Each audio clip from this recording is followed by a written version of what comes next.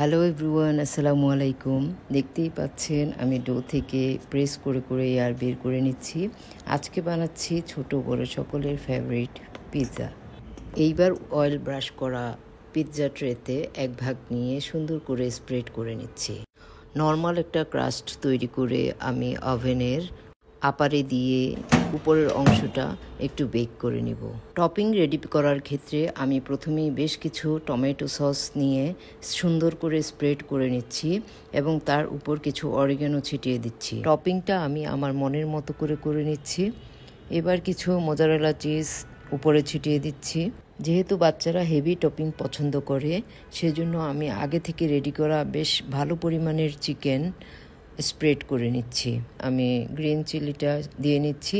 এবার কিছু অনিয়নও স্প্রেড করে নিচ্ছি। আবারও বেশ কিছু মোজারেলা চিজ ভালোভাবে দিয়ে নিচ্ছি, কারণ বাচ্চারা চিজ খেতে খুবই পছন্দ করে। পিৎজা দিয়েই যেহেতু আমরা ডিনারটা কমপ্লিট করব, তো ফ্রিজে থাকা এই সসেস, সালামি যা যা ছিল আমি সব কিছুই আসলে টপিংয়ে ইউজ করতে থাকলাম। অনিয়ন অ্যান্ড গ্রিন চিলি যখন চিজের সাথে একসাথে বেক হয়, তখন সুন্দর একটা এরোমা বের হয়। উপর থেকে সামান্য অলিভ অয়েল দিয়ে দিলাম। এই তো টপিং প্রায় রেডি। হঠাৎ মনে পড়লো ব্ল্যাক অলিভ দেওয়া হয়নি, তো কিছু ব্ল্যাক অলিভ কেটে তা পিৎজার উপর সাজিয়ে দিলাম। আজকে যেন যেমন ইচ্ছে তেমন করে টপিংটা সাজালাম। একটা থিক টপিং হয়ে গেল। টপিংয়ের ক্ষেত্রে কোনো নিয়ম নাই যে এটা দিতে হবে, এটা দেওয়া যাবে না।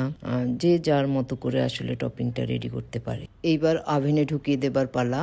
ওভেনটা আমি আগেই 200 ডিগ্রিতে 5 মিনিট প্রিহিট করে রেখেছিলাম। এখন সেম টেম্পারেচারে আপার লোয়ারে আরও 10 মিনিট বেক করে নিব।